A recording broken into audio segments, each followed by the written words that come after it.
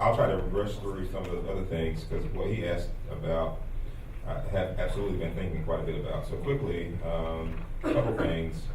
One is school decorum. It's really important, and I say that first because it's priority. And I want everybody in here who's a part of our district and who hears this, all the people out in TV land, radio land, we have been very clear about creating conditions for success. And one of the things we did on the 28th at the Federal Reserve Bank was we met with all the administrators and we specifically talked about them and their plans to create the kind of environment in their schools that would create the conditions for success. In a word, discipline. And that's what I've heard quite a bit and what we've been working on with Harvard University, what we've been working on in many of our design teams. And a lot of that comes from some of the things I said the very first day I was here, and that is leadership in schools. Principals are critical levers in making that happen. And so schools have gotten their plans together. They're working specifically on how they communicate, how to create those conditions for success. I was in quite a few buildings this morning. Didn't get a chance to talk to all the principals. Most of them I was able to have a conversation with while I was there. I only got to 7 schools, and I can tell you that that was huge because it's a lot, and it's great that principals are excited. I can tell you that in the buildings I went in this morning, I was very pleased. And I was really excited over at Berkeley Middle School. Dr. Maxwell, I think I saw him earlier, he may be in here somewhere, but I was able to go to Berkeley and walk the halls there too. And it's really important that leadership understands what that looks like. And what I need from everybody in this community is to support some of the work that's going to have to happen this year. It's going to be some tightening of belts, in some ways maybe gnashing of teeth. But we have to make sure that we create the kinds of conditions for success. Let me say it this way. Culture eats strategy for breakfast, lunch, and dinner. SFE, you all can support me on the eating, right? If you don't have good culture and conditions in your school, I don't care how smart you are, how many degrees you have, how long you taught, it doesn't mean anything, right? I'll say it this way. If kids don't like you, you can't get them to do anything. And it's really important for adults to understand that. So I want to say that here because you'll hear more. There may be some pushback, and I encourage you to support what we're trying to get done in schools. It's critical. As a daddy, it's critical that we make sure we create that. I can tell you that I said at the back to school fair on Saturday, and I'm going to formally do this now, but I said to the community then, I want us to be a community that leads. And I'm going to talk a little bit in a minute about transforming our high schools and some of the work we're doing there. But let me tell you, we cannot keep doing business as usual, right? Like, we have to change the way our high schools look, the way students experience learning. It's more than just structuring the change and schedule. And we focus on block scheduling, that's important, so we can have the space and time to do this. But what has to happen is the ways in which children learn, and they learn how to learn. And I hope that makes sense. Our kids got to be ready to create new knowledge and then apply that knowledge. And it's going to have to look different, right? They have to defend their learning. And there's a lot that's going to go into that. And so I'm going to ask the community to really rally around the work we're going to do. So, Mr. President, Board of Education, I want to formally issue a 2 billion word challenge to the Ferguson-Florissant School District. Let's give that a hand. Come on, y'all. Here's what that means. We, last school year, 16-17, issued that challenge, and it began in January. So from January of 2017 until May of 2017, we issued a 1 billion word challenge because it was huge, but we felt like our students could do it. And they absolutely surpassed that. In half a year, they met a 1 billion word challenge. And being a math teacher, right? Like, if you double that, 1 times 2 is 2. So 2 billion word challenge. And I was in classes this morning, and I told students I would be doing this evening. And so let the record show that it is official. Principals, teachers, educators, everybody who works with us, that it is official. We are going to expect our students to read. And so what does it mean for them? That they need to be a lot of things, but in particular, they need to be reading at least an hour a day.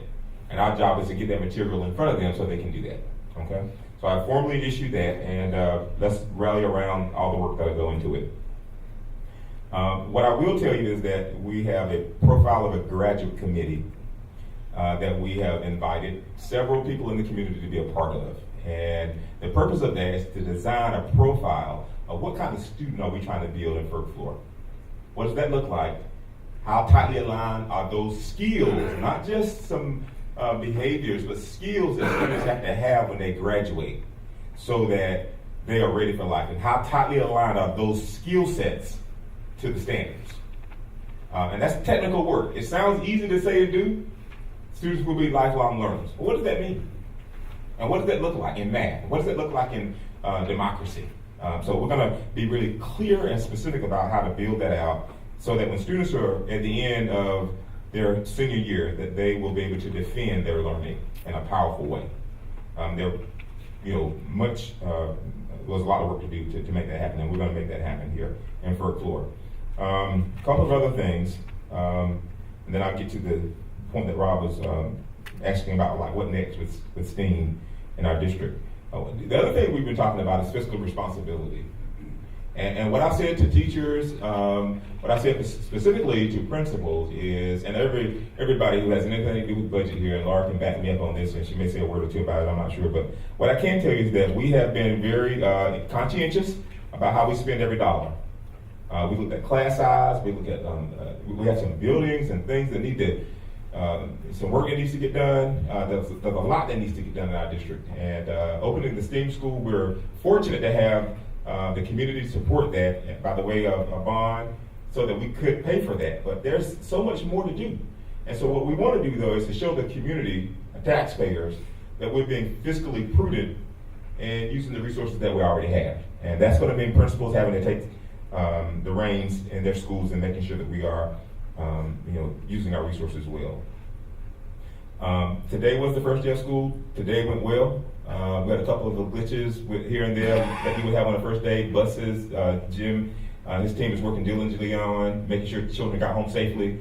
And I think we're in a pretty great place. Mainly everybody was safe. A mom who has a kindergarten on the bus, she's not going to rest until that baby gets home. And we're not going to rest either until that baby gets home. So I think everything went well today, and we're excited about that, and we'll keep doing it tomorrow. So let me talk about some of what I think we need to do moving forward. And I want to say this publicly, and you'll hear more about this as we move forward.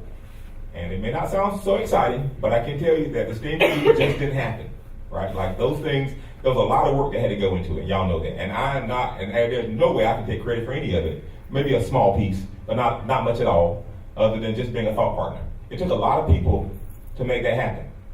Laura's team, Terry, Larry, I hate to start calling all of the cabinet, but all the cabinet members, they know we sat around that table on how many days a year ago talking specifically about what STEAM ought to look like. And there were several concept models that we entertained. And we ended here after having meetings with people and talking about different ways of thinking about it. So I say all that to say, there's more to do. We have some buildings that need work. We have some buildings that have some capital needs. There's so much to do in this community, and it can be done if we continue to tighten our belt. What I can tell you is that we're going to have a conversation in the near future about districts and what our district lines look like. We're going to have to maximize the use of our spaces in our buildings.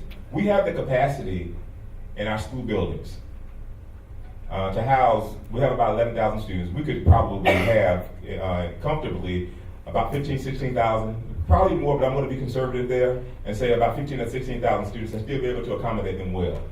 Which means that we need to maximize on our space.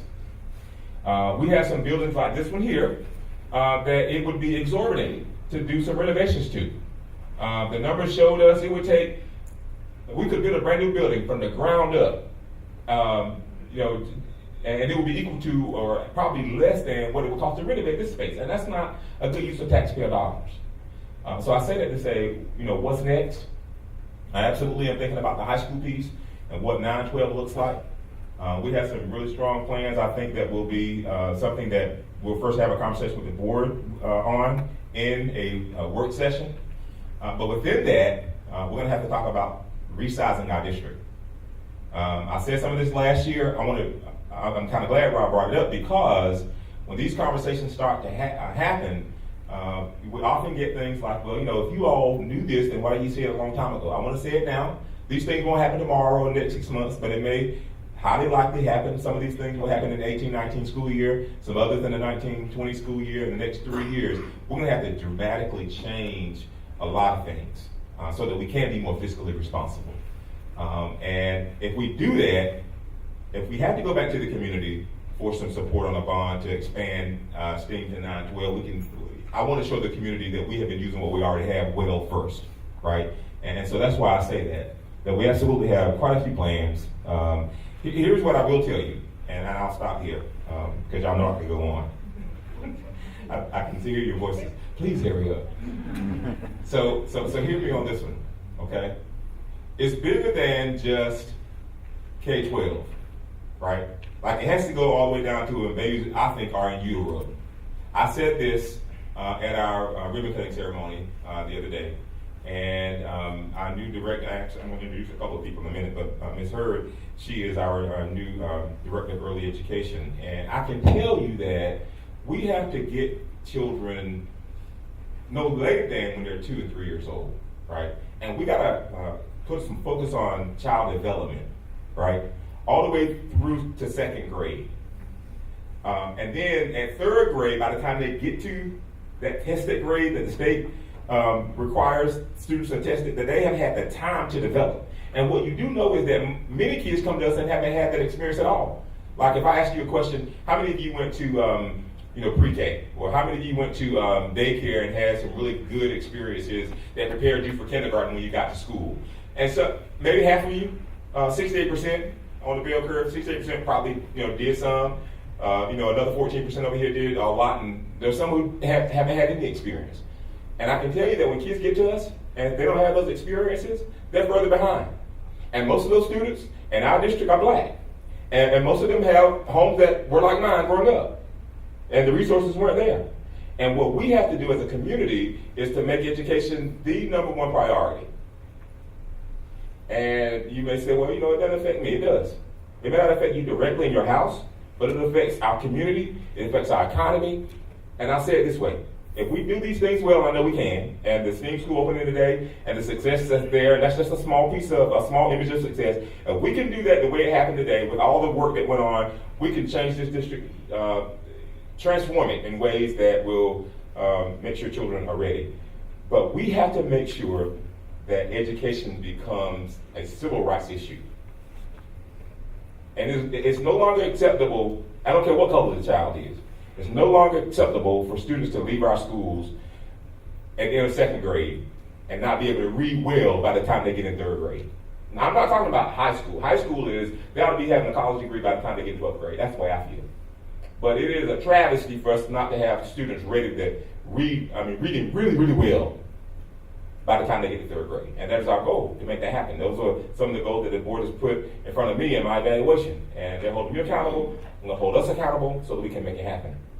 So that's broad and vague maybe, but I can tell you that we're thinking about STEAM 9-12. We're working on an IB application for North. We're working on P-TECH for McClure South Berkeley. We're expanding AP opportunities using the cohort model at McClure. So many things that are happening that I think will really galvanize us around excellence for First Floor. So I'm checking off in my blocks here. So I think I got it all. I know it's long. So I'll end with this. I want to introduce a couple of people and then I'll stop. Y'all got to know superintendents got to talk, right? We're teachers. Thank you for being patient and indulging me, though. I want to introduce a couple of people, and then I'll go to our next phase. So we have a couple of new folks who have joined us, and if you're here tonight, I'm not sure if everybody is here, but if you are, I'm going to call your name and what your role is. And just do the same as when we introduce our communications team, with Charlene and Anye and Brandon coming forward. I want you to do the same thing. Come and stand to the side so everybody can see you, the board and the audience. So we have, having joined us this year as the new Director of Safety and Security, Mr. Dan Bierman. Give him a round of applause. We're glad to have Dan on board, an experienced law enforcement officer, and just really excited to have his expertise in our district to take it to the next level. So welcome Dan. We also have Ms. Shantana Hurd. She's our Director of Early Education. Really glad to have her on board too. She was doing this work in another school district, and we're excited to have stolen her. I call it poaching. So I'm so happy to have her on board. That experience is critical. Smart people. Also, welcome Miss Dr. Aisha Grace, the new principal at Holman Elementary School.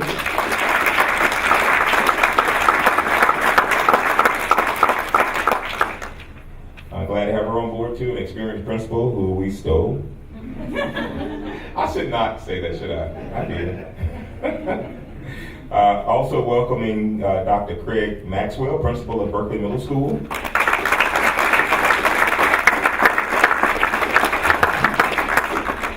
Got another one? No. I'm just joking. I just love our team. We have a great team. Also welcome Mr. Isaiah Melendez. He's the new assistant principal at Berkeley.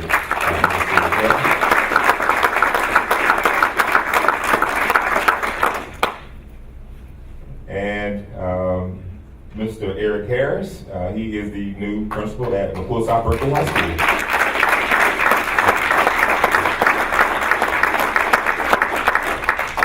So when we do our interviews, we do a lot of things, right? But what we look for are people who are passionate about the work and people who care about children, right? Who are passionate and who care about children and who want to make it happen for all children. And when we say all means all. And so I'm grateful to have all of them on board. Let's give them another round of applause. All right, thank you so much.